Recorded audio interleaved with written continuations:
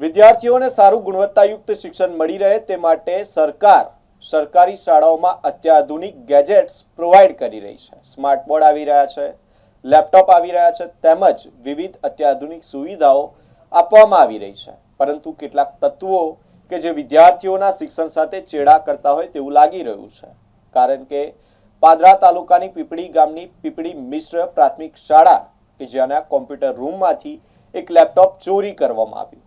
ત્યારે પાદરા પોલીસને જાણ થતાં જ પાદરા પોલીસે તપાસ હાથ ધરી અને લેપટોપના ચોરો સાગર રોહિત અને મયુર જાદવ આ બંને આરોપીઓને ઝડપી કાયદેસરની કાર્યવાહી હાથ ધરી છે। તેમની પાસેથી લેપટોપ કે જેની કિંમત 33,000 થી વધુ થાય છે તે કબજે કરીને આગળની તપાસ કાર્યવાહી હાથ ધરી છે।